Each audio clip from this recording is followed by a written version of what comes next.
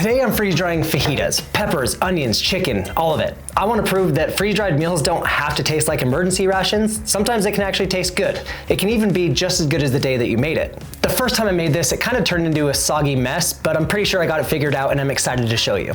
And we're gonna jump right into it. I'm gonna go ahead and put my peppers and onions in the skillet. I didn't want to waste your time with me cutting these up because I'm terrible at it, but all you need to do is just cut 2 bell peppers into little strips. I've got red and green peppers here, 2 of them, and then you take a medium-sized onion, cut that into strips as well, and toss it in your pan. All right, so we've been cooking this for the last 7 to 10 minutes, and at this point, they're pretty well done. Cook this as long or as little as you'd like. I prefer mine to be more well done with my vegetables. They will continue to cook as we kind of move forward with this. So next up, I have shredded 1 rotisserie chicken. You can also do just shred your own chicken, that will work as well. Either way, you're gonna want about 3 cups of shredded chicken. This is just gonna do 1 medium freeze dryer tray, so keep that in mind. But 3 cups shredded chicken. I just did a rotisserie, but I didn't want to sit here and spend all day shredding it in front of you. Now we need to start putting in some chicken broth. And I'm gonna turn down the heat just a little bit here before I burn this place down. All right, got some chicken broth, stir everything around. Let me grab some seasonings. You can use whatever taco seasoning or fajita seasoning you want. I'm just keeping it simple. I've got this Mexican barbecue seasoning that I really like. It's kind of, it's a little bit spicy and it's got a little bit of a lime flavor to it, which I really like. And then I'm just going with the typical taco seasoning as well. I like a lot of seasoning in mine. Just gonna go ahead and mix all this up. We've got a couple more things to add here. I'm gonna add some lime juice. If I had some actual limes with me today, I'd probably just be squeezing those into here, but I don't, so this is what I'm using. And then I'm also gonna throw a little bit of tomato paste into here. At this point, we kind of have everything here. We just want to let all the flavors kind of marry for a minute. We're gonna let this cook just on kind of like a medium-low heat for the next 5 to 10 minutes. Let everything go. And then we're gonna go straight onto our freeze dryer tray. I'm going with a little bit of parchment paper today. I would definitely put something down, whether it be parchment paper or silicone, just put something down below this. And I'm not using tray dividers today. I'm not doing anything special. I'm literally just putting this all onto my tray here, and I'm going to flatten it all out, make it as even as I possibly can. Oh yeah, this is gonna be good. It just smells so good. Now that I'm smelling it, it just takes me back to the other day when I made it, because this is all I ate for like 2 days straight, and it was great. I love it. If I knew that it was just me or just my wife that was gonna be eating these, I would have put maybe some jalapenos in there, something a little bit to give it a little bit of a kick. But my kids are probably gonna end up eating this with us, so I kind of have to keep it not spicy. So if you wanna add some spice to it, maybe add a few jalapenos, maybe some habanero. My mouth is watering just talking about it. I'll be adding some for sure. I'll just be adding it later when I actually go to eat it, so my kids don't have to suffer. I'm working on 2 other videos today. Now that I've got this all plated up, all done, all ready to go, you can do 1 of 2 things. You can put it directly into your freeze dryer. If you do that and you don't pre-freeze it, I would add 2.5 hours of extra dry time. At the very least, you're gonna wanna let this sit at room temperature for a while, which is what I'm doing. I'm gonna let it sit at room temperature for a while and kind of cool off a little bit. You don't wanna put it in the machine when it's just fresh off the skillet like this, so give it some time. All right, it's time to get the freeze dryer up and running.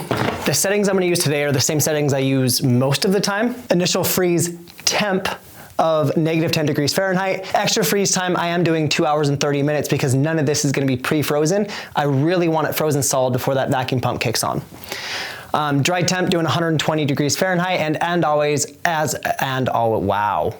I'm doing extra dry time 24 hours. Not necessarily gonna be using it, but I want that there so it doesn't stop the cycle and just go and just freeze it. I want it to just continue to dry, and I'll check on it when it says it's done, and I'll go from there. So I always have it at 24 hours. I recently made a community around freeze drying. It's completely free to join, but what I've been doing there is that's where I've been hanging out. I've been answering questions. I've been sharing recipes. I've been doing group calls. On top of that, everybody else is sharing what they're doing, and it's become a really fun place to be. So I'm gonna leave a link for that down in the description. Also, if you need some freeze drying supplies, I have a freeze drying supply company, and depending on when this video goes out, if you're seeing this in November November, our Black Friday deals are running for the entirety of November, and it's going to be insane. We have incredible deals going on to where we're pretty much not even making any money. So jump on that. I'm gonna have links for that down in the description as well. But let's carry on and go ahead and pull this food out. This went for about 30 hours, but I added about, I think, 5 to 7 extra hours because I was sleeping. It ended up turning out just as good as the first time, so I think I've really kind of dialed in this recipe, and I'm excited to show you.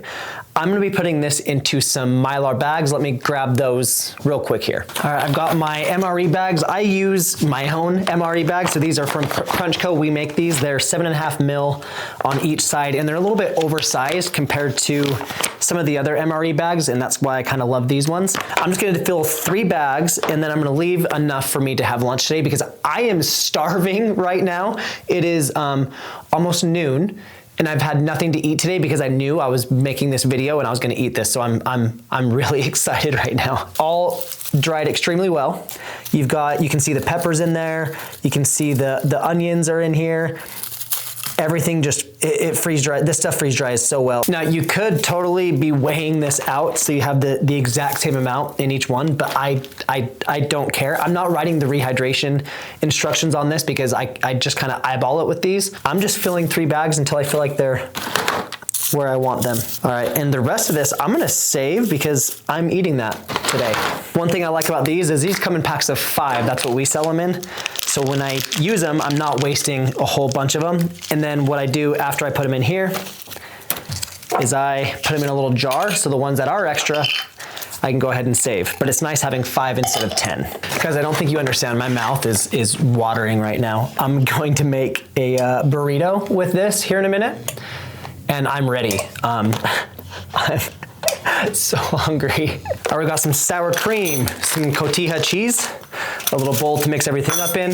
I've got these hot sauces that I make here at home and I love them. This is just to cover this while I'm rehydrating, and I've got a tortilla for my burrito. I'm running out of space. First, let's get this rehydrating. I'm just gonna toss it all in here. I don't have exact measurements for this right now, but on my recipe card I do, and that will be, you can either find that in my community or you can find it in the link of this video, or in the description of this video, you can find that. You might have heard me say this before, but when I rehydrate chicken, I'm rehydrating it with chicken broth. It's a world of difference. You can thank me later. I love rehydrating with chicken broth. So I'm just gonna put a little bit in there, stir it around, see where we're at. Honestly, that's looking pretty decent. There's quite a bit of, there's still some moisture there on the bottom that everything's gonna soak up. So I'm gonna kind of push everything down, and I'm gonna cover this for 3 minutes or so. So let's cover that. And while that is covered and rehydrating, let's start building our burrito. So I'm gonna go super simple on this. I'm starting out with some sour cream. Put some of that on here. So I'm gonna put some down here. Now I'm gonna add some of my hot sauces. This one's not even open yet, apparently. This stuff is really cilantro heavy. We call it our fresh sauce. This is what my friends, they make me make it literally every year. So every year I do a huge batch of it, make a ton of it. This one is gonna be more of a smoky sauce. It's a kind of a red pepper sauce with some smoked peppers in there as well as some liquid smoke. So it's a nice like smoky flavor to it. All right, let's set this aside and check on these here. Great, now, okay, hold on. All right, so let's take a look at this. There we go, that's what I'm talking about. The first time I made this, all of this just kind of held together and it was goopy and just way too much moisture back in. It still tasted great, but it made a mess as a taco. I made a taco with it and it just dripped all over the place.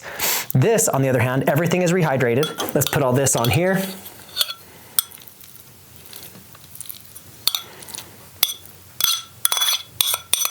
All right, let's get this all folded up. And if I had more time, I'd probably be grilling this a little bit, but no, we're just gonna eat this today. Now let's see if any like juices are falling out all over the place. If it's a little bit, that's fine.